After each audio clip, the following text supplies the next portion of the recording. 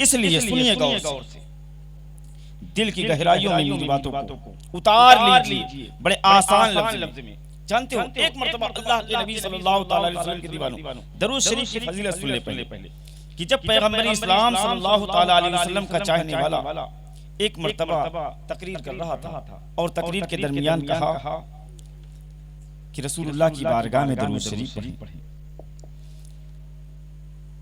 एक शख्स था जो मजमे से दरूद शरीफ पढ़ा और कुछ दिनों के बाद उसका इंतकाल हो गया। जब इंतकाल हो गया, मर गया, उसका एक पड़ोसी ने उसे ख्वाब में देखकर उससे पूछा कि भाई आप जन्नत में टहल रहे हैं, क्या बात, आपका कौन सा नेक अमल था, यानी मरने के बाद अल्लाह ने आपके साथ कैसा मामला किया, कैसा बर्ताव किया। वो कहता है कि जब से मैं मरा हूं, मरने के बाद अल्लाह ने मुझे वो मकाम अता कर दिया जिसकी लोग तमन्नाएं करते हैं, यानी अल्लाह ने मुझे जन्नत अता कर दिया। पूछने वाले ने पूछा कि कौन सा अच्छा अमल था। उसने कहा भाई मेरा कोई नेक अमल नहीं था, कोई मेरा अच्छा काम नहीं था, लेकिन एक मर्तबा मैं तकरीर में गया था, बयान हो रहा था, आलिम साहब बयान कर रहे थे। बयान करते करते उन्होंने कहा कि जो अल्लाह के रसूल की बारगाह में मोहब्बत के साथ बुलंद आवाज से दरूद शरीफ पढ़ेगा उसे अल्लाह जन्नत अता कर देगा। कहा जैसे ही मैंने इतना सुनना था कि मैं बुलंद आवाज से दरूद शरीफ पढ़ा, शर्माया नहीं, और मेरे बुलंद आवाज से दरूद शरीफ पढ़ने की वजह से मजमे से और भी लोग मुझे देखकर बुलंद आवाज से पढ़ने लगे। अल्लाह को ये अदा बहुत पसंद आई कि अल्लाह ने उसकी वजह से मेरे सारे गुनाहों को रब ने माफ कर दिया और मुझे जन्नत अता कर दिया। इसलिए फिर से पढ़ लें, अल्लाहुम्मा सल्ली अला सय्यदना शफीअना नबियना मौलाना मुहम्मद मादनिल जुदी वल करम व अला आलिहि व अस्हाबि व सल्लम सलातु व सलामन अलैका या रसूलुल्लाह सल्लल्लाहु तआला अलैहि वसल्लम। मेरे भाई, अब इरफान भाई, ये अल्हम्दुलिल्लाह हमारे इरफान भाई बहुत अच्छी नात पढ़ते हैं, लेकिन मैं तकरीर के दरमियान अल्हम्दुलिल्लाह मेरी एक आदत है बचपन से अब तक, चाहे मजमे में हो चाहे स्टेज पर हो, अगर कोई कुछ करता है तो मैं अपने आप को बर्दाश्त नहीं कर पाता। मैं आपसे अपील कर रहा हूं, लोगों से गुजारिश कर रहा हूं, इसका मेरा खास ख्याल रखिए। सुने मेरे साथ कहते या रसूल अल्लाह, या हबीब अल्लाह, या रसूल अल्लाह, आला हजरत अजीमुल बरकत मुजद्दिद दीन व मिल्लत अशाह इमाम अहमद रजा खान फाजिल बरेलवी अलैहि रहमत व रिजवान फरमाते हैं, या रसूल अल्लाह, सुबह तैबा में हुई बढ़ता है बाड़ा नूर का, जरा जोर से बोले, सुबह तैबा में हुई बढ़ता है बाड़ा नूर का, अरे सदका लेने नूर का आया है तारा नूर का। आगे फरमाते बरेली के ताजदार, मैं गदा तू बादशाह, अरे भर दे प्याला नूर का, अरे मैं गदा तू बादशाह भर दे प्याला नूर का, नूर दिल दूना तेरा दे डाल सदका नूर का, अरे साया का साया न होता ये है न साया नूर का, अरे साया का साया न होता ये है न साया नूर का। आला हज़रत फरमाते हैं जब कोई नजदी, कोई वहाबी, कोई मुनाफिक ये कहता है कि नबी नूर नहीं, कसम खुदा की सुन्नियों की चांद इमाम अहमद रजा खान फाजिल बरेलवी फरमाते हैं, बरेली की धरती से फरमाते हैं, या रसूल अल्लाह तेरी नस्ल पाक में है, तेरी नस्ल पाक में है, बच्चा बच्चा नूर का, तू है ऐने नूर तेरा सब घराना नूर का, तू है ऐने नूर तेरा सब घराना नूर का।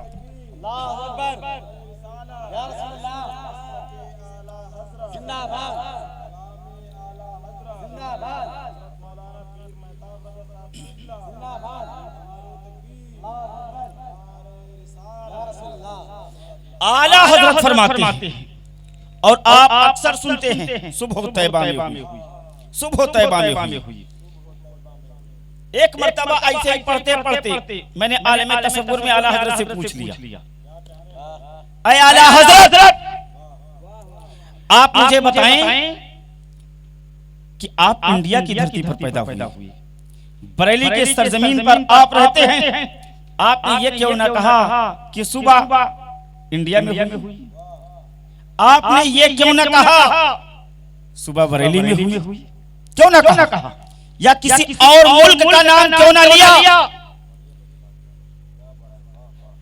आला हजरत आप ये कह देते कि सुबह पाकिस्तान में हुई या और आगे अफ्रीका में हुई, अमेरिका में हुई, साउथ अफ्रीका में हुई, किसी और मुल्क का नाम क्यों ना लिया?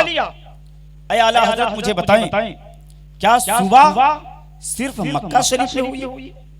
इंडिया में नहीं हुई, पाकिस्तान में नहीं हुई, अमेरिका में नहीं हुई, साउथ अफ्रीका में नहीं हुई?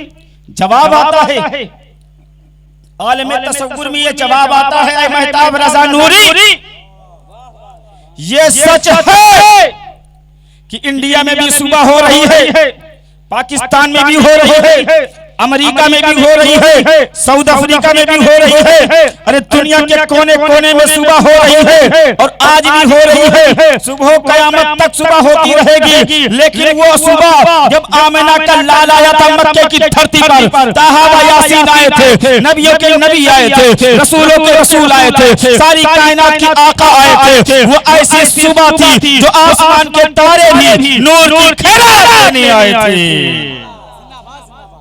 आसमान के तारे भी नूर की खैरात लेने आए थे। वो ऐसी सुबह थी कि खाली दुनिया नहीं आजाद हुई है, बल्कि याद रखें सारी कायनात आजाद हो गई है।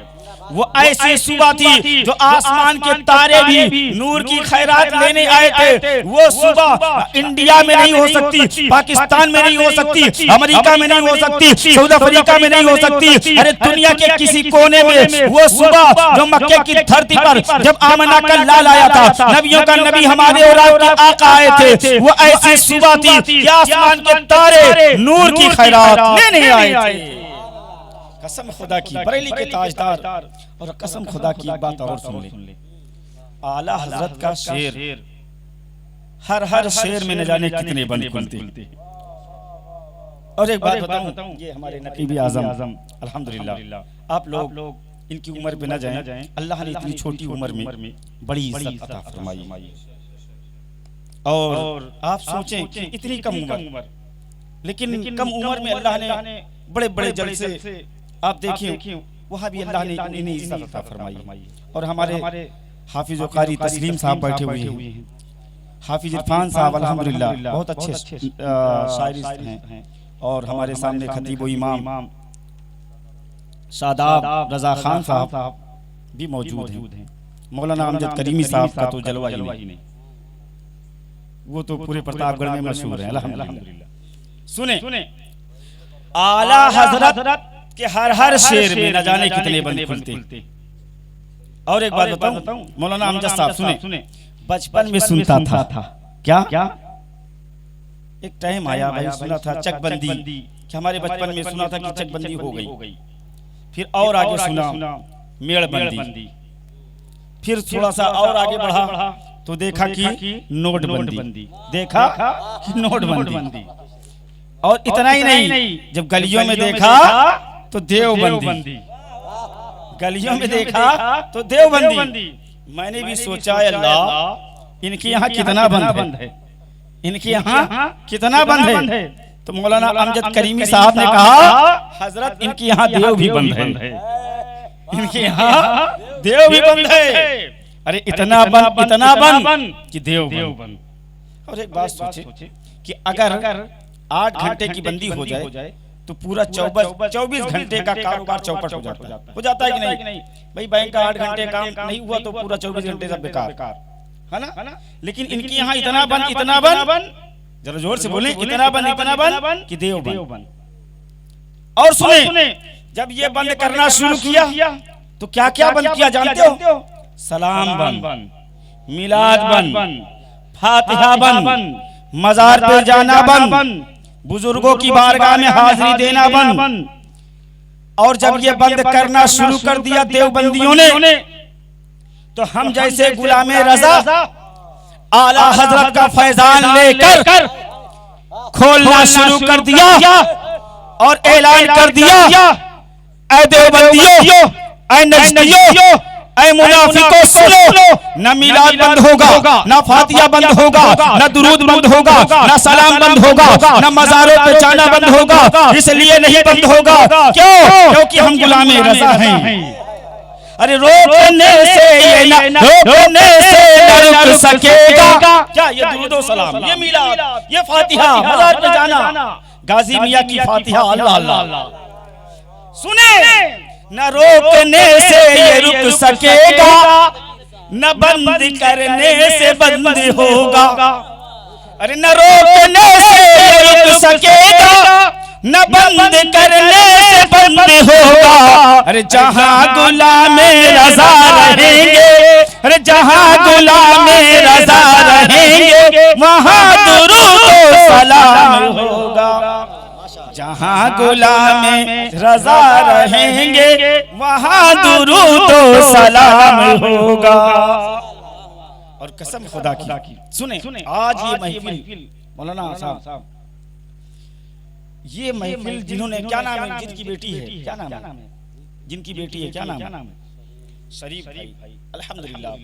जानते हो जब साहब ने बताया कि हजरत ये बर्थडे मनाया जाता है हमारे यहाँ, जिसे सालगिरह कहते हैं, है ना, सालगिरह भी कहते हैं और बर्थडे, बच्ची की पैदाइश पर।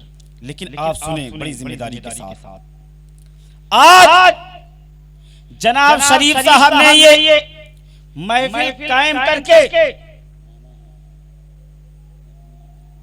अल्हम्दुलिल्लाह, माशाअल्लाह, शरीफ भाई की, मोहम्मद रफीक, अच्छा शरीफ भाई की लड़की है और रफीक भाई की नातिन है। क्या बात है, उन्होंने इस महफिल को सजाया ऐसे मौके पर, जरा जोर से बोले और लहक के बोले, ये साबित कर दिया। और आप जैसे लोग जरा दिमाग खोल कर बैठे, दिल की गहराइयों में इन बातों को नोट करो, पूरी दुनिया में ये बातें आम करो कि ऐसे लोगों से दर्श लो जिन्होंने अपनी बच्ची की पैदाइश पर, जिन्होंने अपनी बच्ची की सालगिरह पर, जिन्होंने अपनी बेटी की जन्मदिन के मौके पर कोई और काम नहीं किया, नाच नहीं करवाया, नौटंकी नहीं करवाया, नचनियों को बुला के नचवाया नहीं, बल्कि हाफिज़े कुरान को बुलाया, आलिम दीन को बुलाया, कारी कुरान को बुलाया और आलिम दीन को बुलाकर रसूलुल्लाह की मीलाद करा रहे हैं, रसूलुल्लाह की मीलाद सजाई जा रही है, नाते पाक पढ़ी जा रही है, कुरान पढ़ा जा रहा है। कसम खुदा की, अगर ये महफिल क्लब की बारगाह में कबूल हो गई तो जानते हो बेटी की भी निजात हो जाएगी। इस महफिल में जितने लोग हाजिर हैं इंशाअल्लाह सबकी निजात हो जाएगी।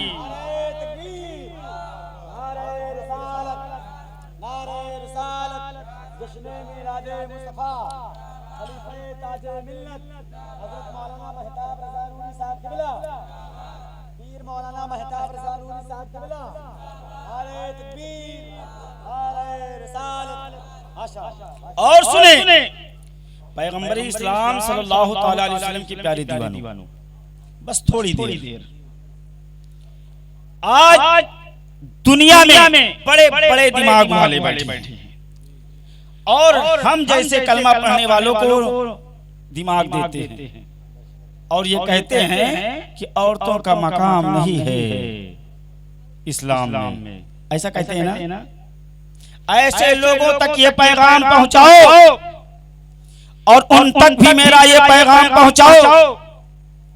मौलाना शादाब रज़ा साहब सुने, आप मेरी बातों को गौर से सुने, आप यहां आके सुने तो और मजा आएगा।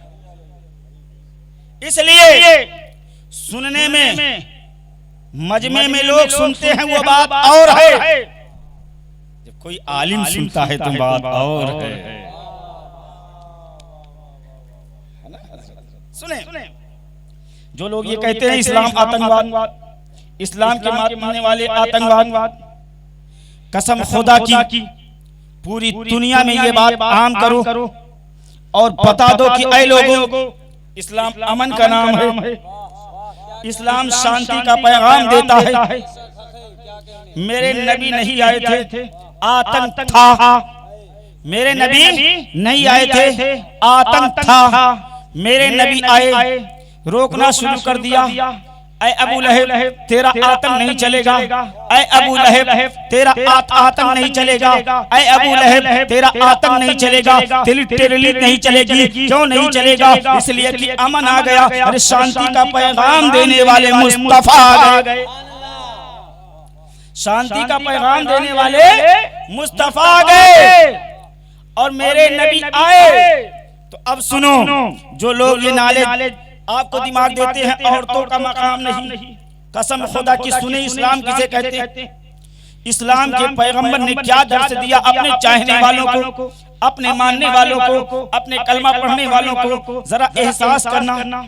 मेरे नबी दुनिया में तशरीफ नहीं लाए थे, उससे पहले हिंदुस्तान की भी तारीख सुन लो, इसलिए कि आप लोगों तक आम करो। इन बातों को बताओ कि 1400 साल पहले हालात क्या था। मेरे नबी दुनिया में तशरीफ नहीं लाए थे। इंडिया की तारीख सुन लो कि जिनका पति मर जाता था, यानी जिसका शौहर इंतकाल कर जाता था, उस औरत को भी उस पति के साथ जलाकर राख कर दिया जाता था।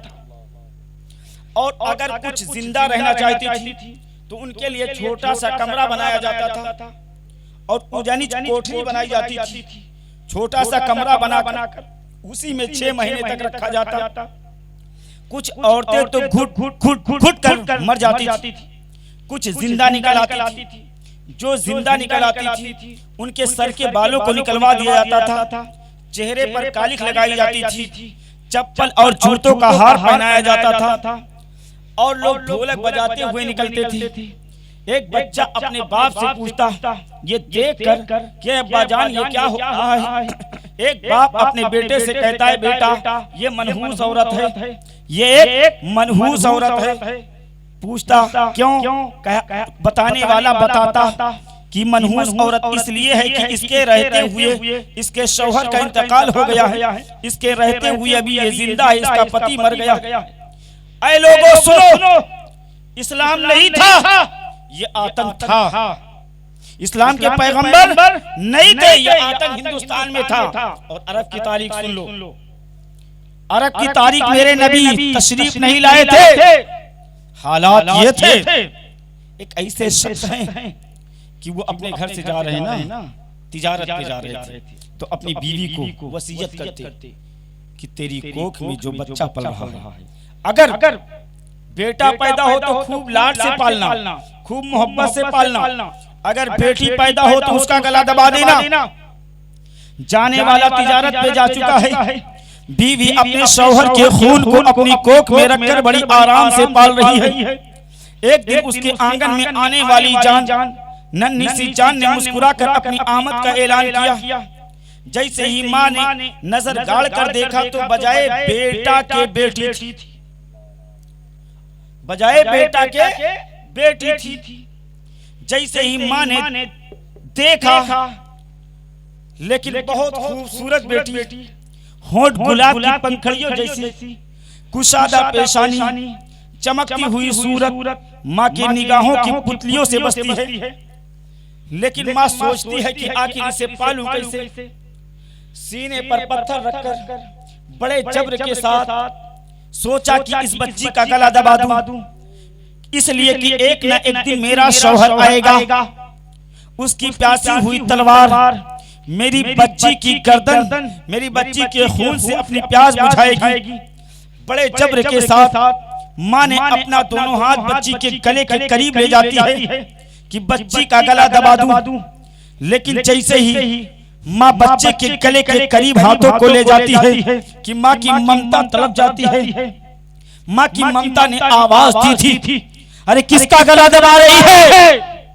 अरे उसका गला जिसे अपने कोख में, अपने पेट में 9 महीने तक रखा है, अपना खून, अपना जिगर पिलाकर पाला है।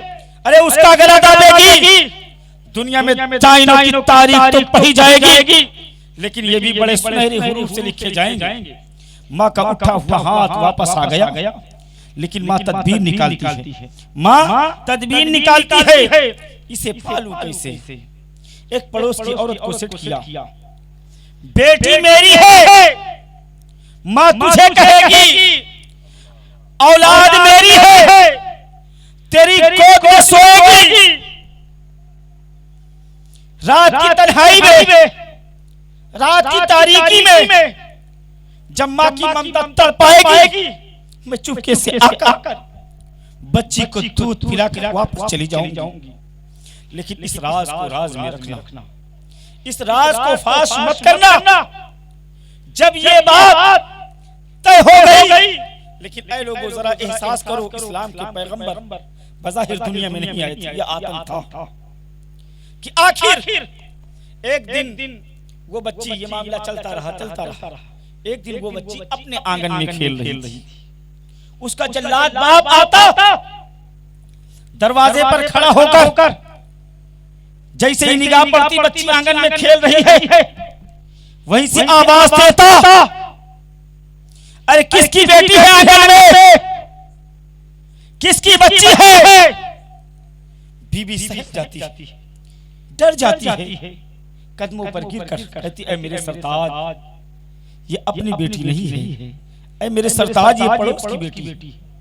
शौहर पूछता, ऐ मेरी बीवी, जो तेरी कोख में पल रही थी या पल रहा था, वो क्या हुआ। जैसे इतना कहना था कि बीवी कहती है, मेरे सरताज, देखो ना कितनी हसीन बच्ची है, देखो ना कितनी खूबसूरत बेटी है, होंठ गुलाब की पंखड़ियों जैसी, कुशादा पेशानी है, चमकती हुई सूरत का। ठीक इसी तरह अपनी बेटी थी, लेकिन आपकी वसीयत के मुताबिक पैदा होते ही मैंने उसका गला दबा दिया। जब ये बात सुना जल्लाद तो उसे सुकून आया, लेकिन आगे बढ़ा। बच्चा तो चाहे जिसका हो, बच्चा है तो बड़ा खूबसूरत, बच्चा चाहे जिसका हो, बच्चा है तो बड़ा सच्चा। आसिन अपने आप को रोक ना पाए, वो फौरन उस बच्ची को उठा लेते हैं, खूबसूरत बेटी प्यार करने लगे। लेकिन ये मामला आगे बढ़ता चला गया, वो अपनी ही बेटी को दूसरी की अजनबी बेटी समझकर उसको प्यार करता था। ये मामला आगे बढ़ता गया। बीवी को जब यकीन हो गया कि मेरा शौहर इस बच्ची से प्यार कर चुका है, इस बच्ची से उसका दिल लग चुका है, तो एक दिन बच्ची अपने बाप के गोद में खेल रही थी। जब तक बीवी आती और कहती, ऐ मेरे सरताज, ये गुड़िया सी बच्ची, ये किसी और की बेटी नहीं है, ये अपनी बेटी है। उसे क्या खबर बीवी को कि अभी भी इस पर कुफ्र का आतंक सवार है। उसने हिजाब उठा दिया, पर्दा फाश कर दिया, बात को जाहिर कर दिया, और जैसे ही जाहिर करना था, रात के सन्नाटे में वो बच्ची माँ के कलेजे से लिपट कर सो रही थी कि वो जल्लाद बाप आता और अपनी बच्ची को झिझोड़ता। बच्ची ने आंखें फाड़ कर बाप की तरफ देखकर आवाज दी थी, ऐ मेरे बाप, रात के सन्नाटे में माँ के कलेजे से अलग क्यों कर दिया। ऐ मेरे बाप, रात के सन्नाटे में मुझे नींद से बेदार क्यों कर दिया। एक बाप कहता है, बेटी तुम्हें दावत में चलना। बेटी थी बेटी, बाप की उंगलियां थाम लेती, पीछे पीछे पीछे चली जा रही। हजरत रेगिस्तान इलाका, रात कांटों में बाप के पैरों में कांटा चुभता है, जख्म लगता है, खून का फव्वारा निकल पड़ा। बेटी दौड़ कर आती, बच्ची दौड़ कर आती, अपना आंचल फाड़ती और बाप के तलुए में पट्टी बांधती और कहती है, बाजान वापस चलिए, मुझे बाप का खून गिराकर मुझे दावत की रोटी नहीं खानी। अरे बाजान वापस चलिए। लेकिन वो जल्लाद बाप बच्ची के हाथ थामता है, आगे बढ़ता चला जा रहा है। जरा एहसास करिए, इस्लाम के पैगंबर नहीं थे, बज़ाहिर अल्लाह अल्लाह। वो जल्लाद आगे बढ़ता चला जा रहा है, गड्ढा खोद रहा है, रेगिस्तान इलाका गड्ढा खोदने लगा। वो बच्चियां हैं, बच्ची, अल्लाह अल्लाह, आपके पास बेटियां हैं, जरा एहसास करें बेटी किसे कहते हैं। और अल्हम्दुलिल्लाह मेरे पास भी बेटी है, मैं जानता हूँ बेटियां किसे कहते हैं। सुने बच्ची है, बाप के साथ गड्ढा खोद रही है। देखती कि बाप के माथे पर पसीना आ गया है, अपने ही आंचल से बाप के माथे का पसीना पोंछती और कहती है अब्बा जान आप थक गए हैं, आप बैठ जाइए, मैं खोद रही हूँ। अब्बा जान मैं नहीं थकी हूँ। अरे बेटियां तो इसी का नाम है, खुद थक जाती है, लेकिन बाप के सामने, माँ के सामने, भाइयों के सामने ये जाहिर करती है कि भाई अब्बा मैं थकी नहीं हूँ, आखिर आप आराम कर ले, ये काम मैं कर देती हूँ। ये बेटियां होती हैं, बेटियां। कसम खुदा की वो बेटी थी, बाप का साथ दे रही है, गड्ढा खोद कर तैयार हो गया। जब गड्ढा खोद गया, जल्लाद ने बाप बच्ची को उस गड्ढे में उतार दिया, मिट्टी डाल रहा है। बच्ची समझ रही है कि ये खेल हो रहा है, ये खेल हो रहा है। मिट्टी डालता चला जा रहा है, कमर भर मिट्टी डाल चुका है। बेटी को ये कहती है अब्बा जान आखिर मुझे बताओ कि मेरी खताएं क्या है, अब्बा जान बताओ मेरी गलतियां क्या है।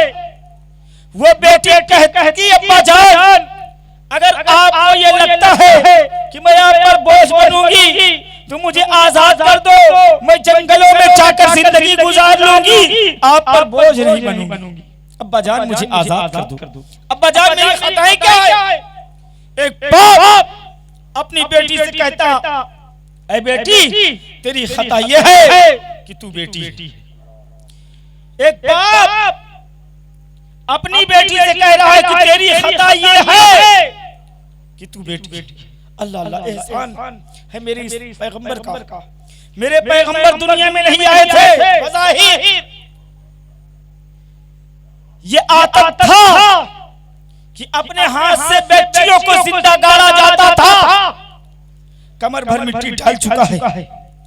बेटी ने बाप से ये तमन्नाएं करती रही, लेकिन बच्ची ने जब यकीन हो गया कि आखिर अब मुझे दफन कर दिया जाएगा, बच्ची ने अपने चेहरे को आसमान की तरफ बुलंद किया, रब की बारगाह में इल्तिजा पेश की थी। ऐ मेरे परवरदिगार, ऐ मेरे मौला, ऐ मेरे माबूद, इन जिंदगियों को कब तक जिंदा गाड़ा जाता रहेगा। इन बच्चियों को बचाने वाला कब आएगा। इन बच्चियों के बाप को, इन बच्चियों को बाप के जुल्म से बचाने वाला कब आएगा। ये बच्चे की आह थी जो अर्श आज़म के कंगूरों से टकरा रही थी। ये बच्चे की आह थी जो अर्श आज़म के कंगूरों से टकरा रही थी कि अचानक 12 रबीउल अव्वल को, अचानक 12 रबीउल नूर को पूरी दुनिया की करने वाली बेटियों को, पूरी दुनिया की करने वाली बच्चियों को ये खुशखबरी सुनने को मिला, ये मुस्तहजा वजह सुनने को मिला। ऐ कहने वाली बेटियां अब तुम नहीं गाड़ी जाओगी, ऐ कहने वाली बच्चियां अब तुम नहीं गाड़ी जाओगी, इसलिए तुम्हारा बचाने वाला मोहम्मद रसूलुल्लाह आ गया है।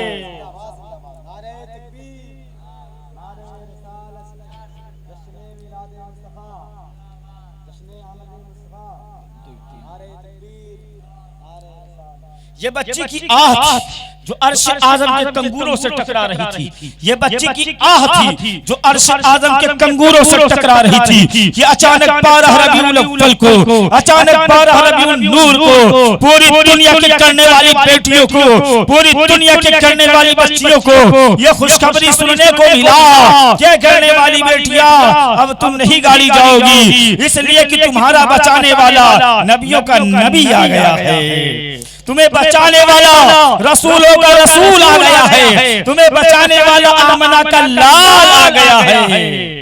मेरे नबी मक्के की धरती पर आए, आपने अपने मानने वालों को ऐलान कर दिया और कहा है मेरे कलमा पढ़ने वालों, है मेरे सहाबियों, जिनके पास 3 बेटी हो जाए अगर वो उनकी मोहब्बत से परवरिश करे, उनकी परवरिश करें और शादी कर दे यानी निकाह कर दे, वो जन्नती है, वो जन्नती है।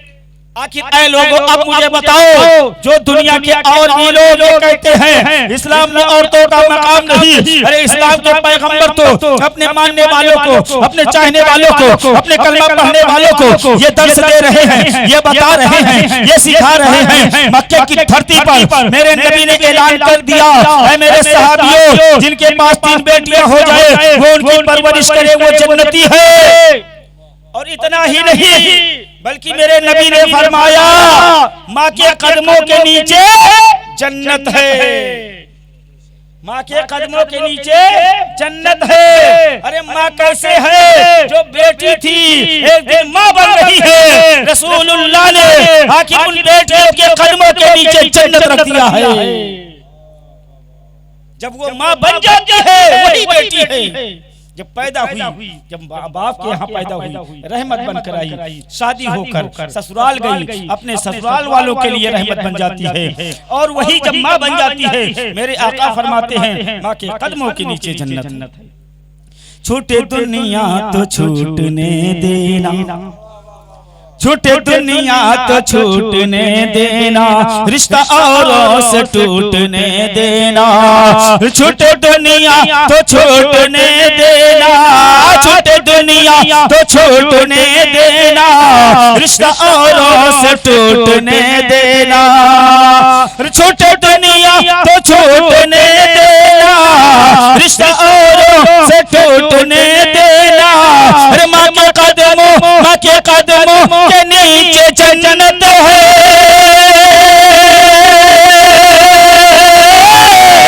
माँ के कदमों के नीचे जन्नत है। माँ को हर किसी न रूठने देना, माँ को हर किसी न रूठने देना।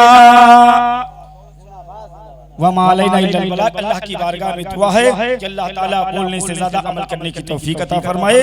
बयान करने में जो कुछ गलतियां हुई हो, जो खताएं हुई हो, मैं आप सबको गवाह बनाकर, इन दरो दीवार को गवाह बनाकर तौबा करता हूँ। मेरे साथ में पढ़ें बुलंद आवाज से, अस्तगफिरुल्लाह रब्बी मिन कुल्ली ज़ंबी व अतूबु इलैहि। पढ़िए बुलंद आवाज से, ला इलाहा इल्लल्लाहु मुहम्मदुर रसूलुल्लाह सल्लल्लाहु तआला अलैहि वसल्लम व मा अलैना इल्लल बलाग।